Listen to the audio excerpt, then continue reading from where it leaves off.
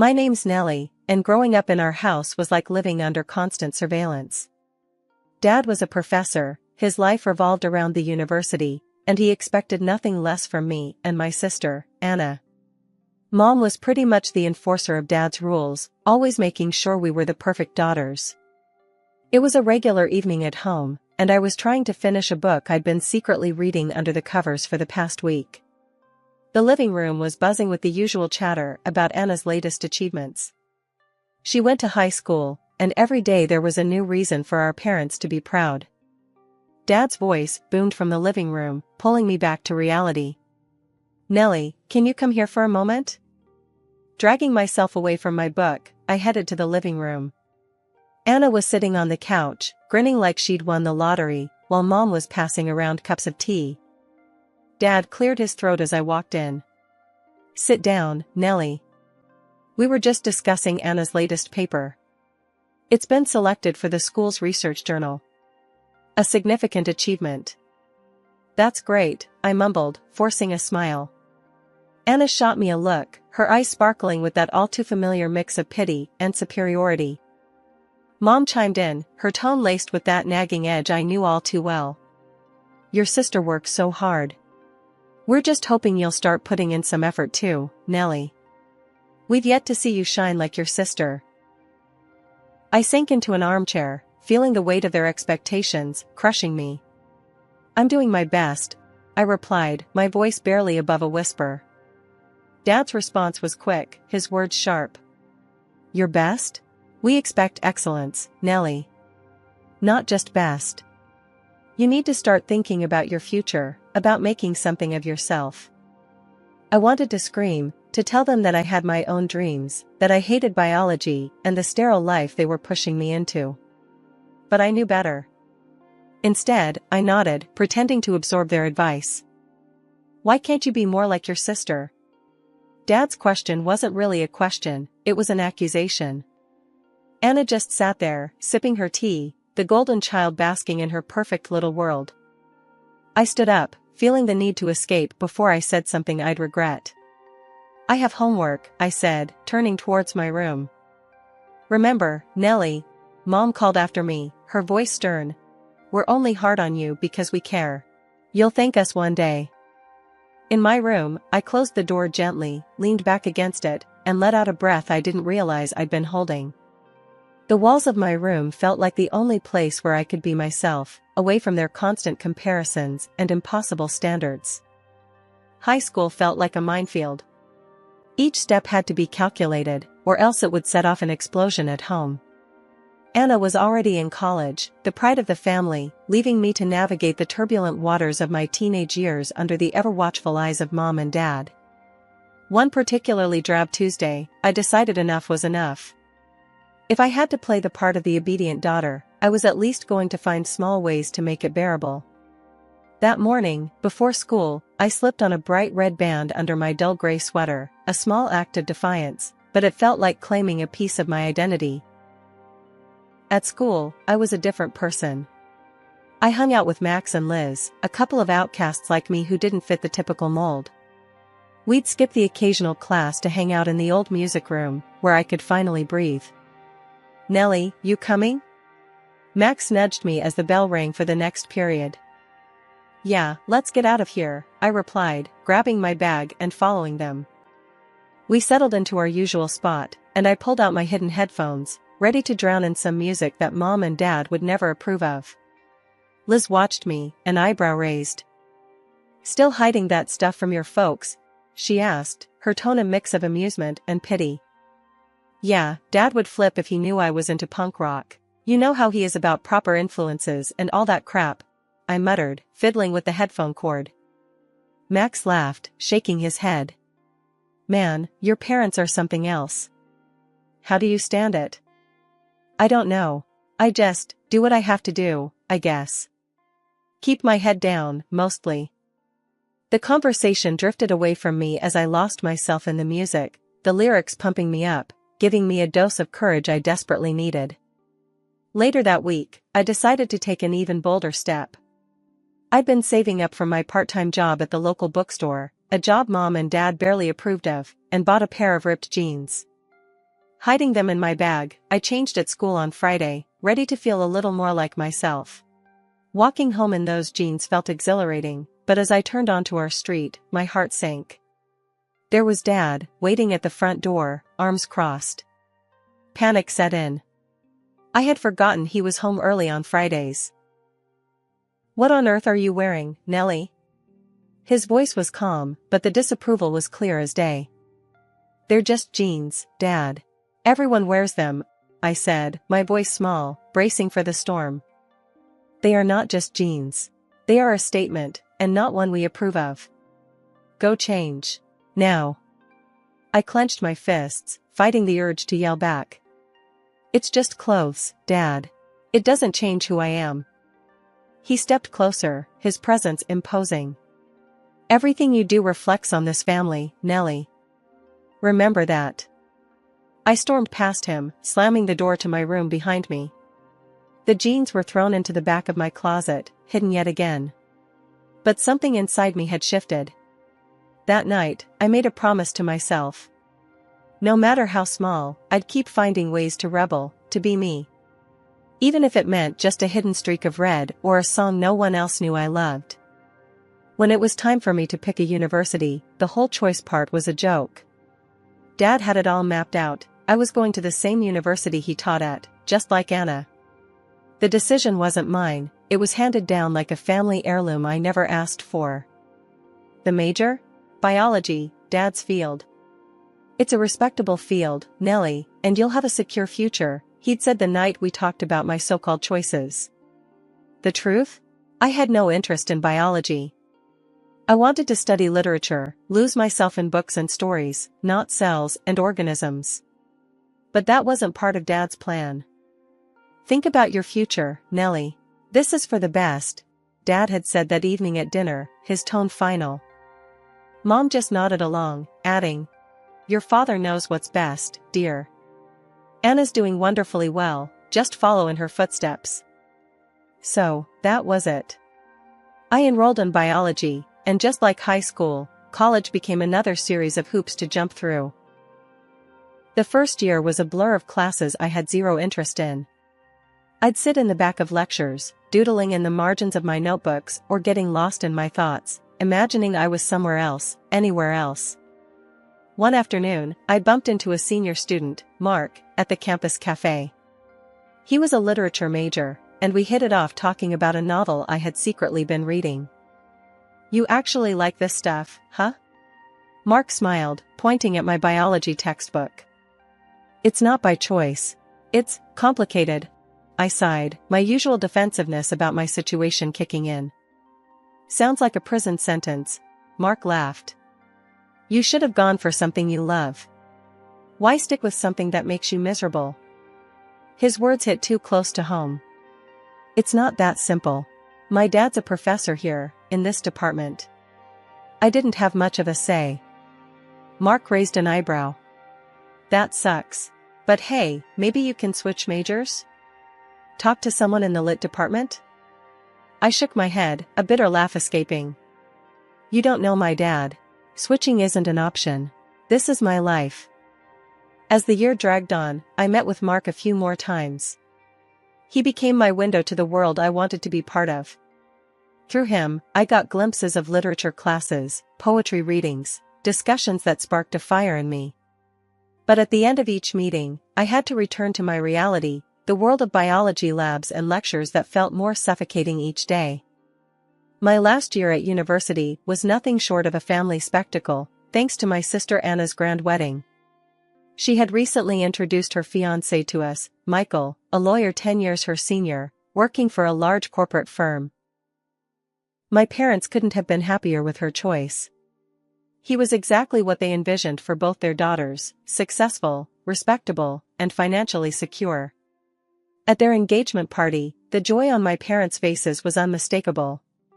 They had the perfect son-in-law. The wedding preparations were a flurry of activities where every detail, from the bridesmaids' dresses to the flower arrangements on the guest tables, was meticulously chosen by Mom. She relished her role, guiding Anna through every step, ensuring the day would be nothing short of perfect according to their standards. After the wedding, which went exactly as my parents had planned. Mom's visits to Anna became more frequent. She would often tell her how to manage her new home, advising her on everything from hosting dinner parties to managing finances, all the while hinting that I should start looking for a husband of similar caliber. "I hope you're paying attention, Nellie," Mom would say on her return from these visits. "You'll need to know all this when you find the right man. It's time you thought about settling down too." One chilly November afternoon, after another lecture I barely listened to, I decided to take a different route home through the old part of town. That's when I saw him, Jake, leaning casually against a vintage race car, a stark contrast to the world I was entangled in. "Nice car," I said, drawn to the bright red paint and the powerful engine sound. Jake looked up, a wide grin spreading across his face. "Thanks. She's a beauty, isn't she? Took me ages to get her running this smooth. Wanna take a ride?" I was just about to test her on the open road. I hesitated, glancing back the way I came. It would be so easy to just walk away, to return to the path laid out for me. But something in me rebelled at the thought. "Sure, why not?" I replied, surprising myself. It felt reckless, but exhilarating. The ride was liberating. The speed, the wind, the sheer freedom, it was intoxicating. For those moments, I wasn't Nellie, the biology student who was suffocating under her parents' expectations. I was just Nellie, the girl who could go anywhere and be anything. When we finally slowed down, Jake looked at me, his eyes curious. "You seem like you really needed that escape. What's your story?" I sighed, the weight of my world settling back on my shoulders. "It's a long one. Let's just say I'm stuck in a life I never chose." He nodded, understanding more than I expected. "I get it. I was there once, stuck, I mean. Until I decided to do something about it. Life's too short to live someone else's dream, you know?" Over the next few months, Jake became my escape, my slice of freedom. We met often, driving for hours, talking about everything and nothing. He showed me that another life was possible, one where I could make my own choices. One evening, as the city lights twinkled below us, he turned to me, serious.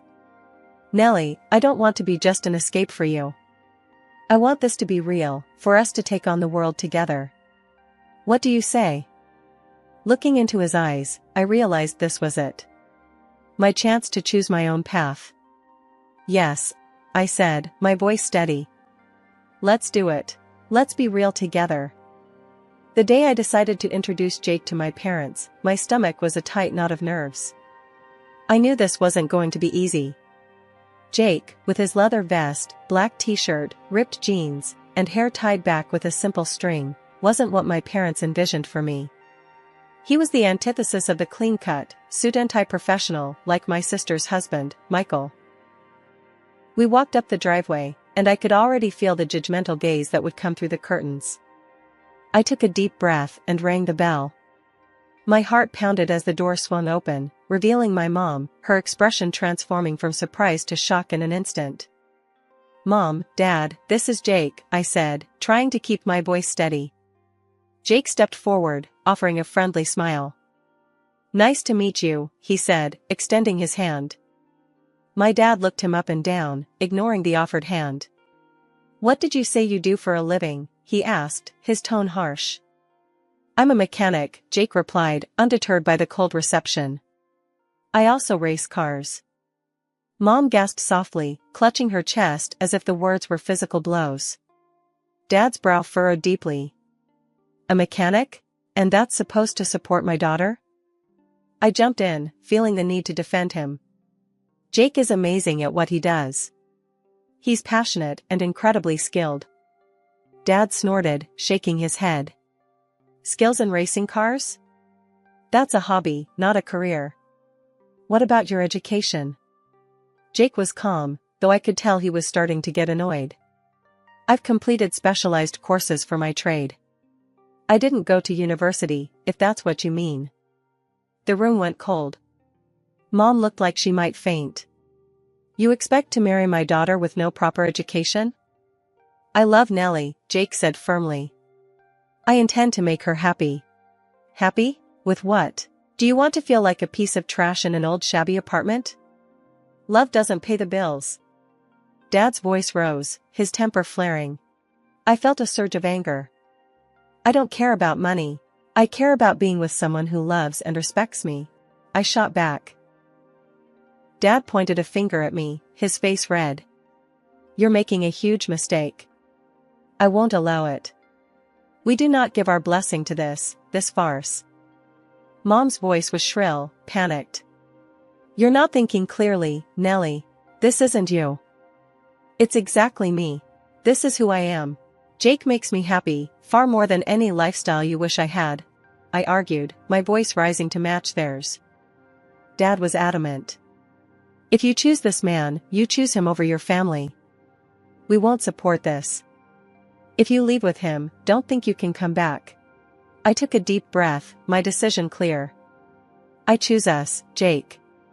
I choose freedom and happiness, even if it means losing them. Mom burst into tears, and Dad's voice was cold as ice. Go then. And when he leaves you, don't come crawling back to us.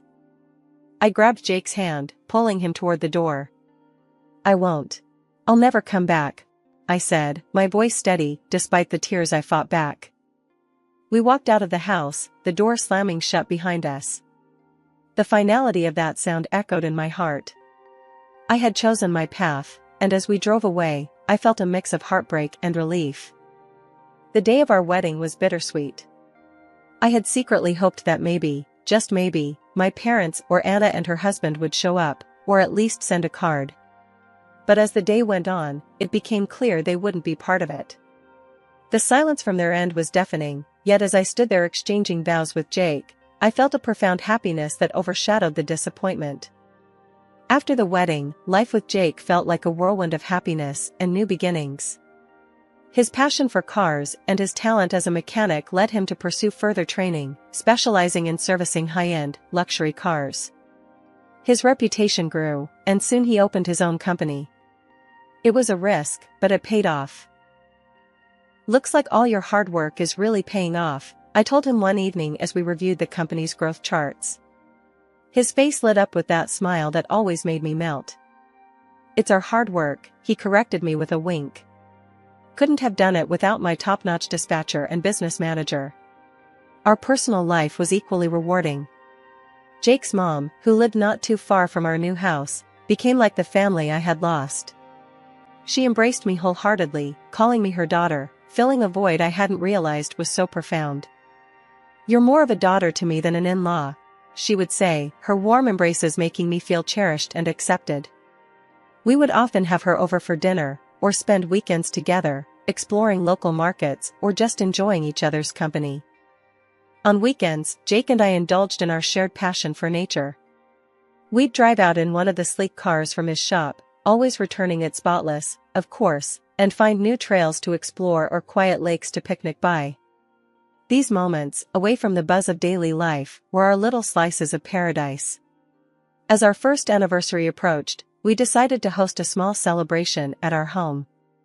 I handled the invitations, a pang of sadness hitting me as I realized I wouldn't be sending any to my family.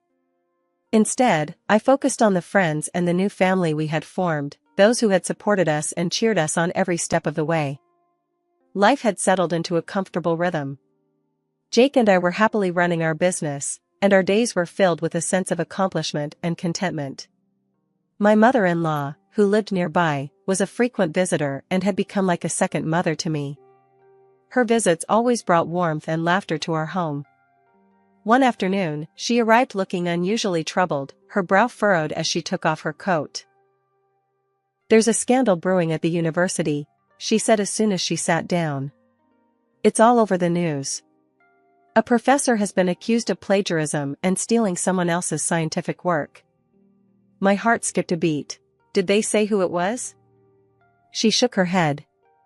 No, they didn't mention a name, but it's quite the talk around town. A sinking feeling settled in my stomach. The university they mentioned was where my father worked.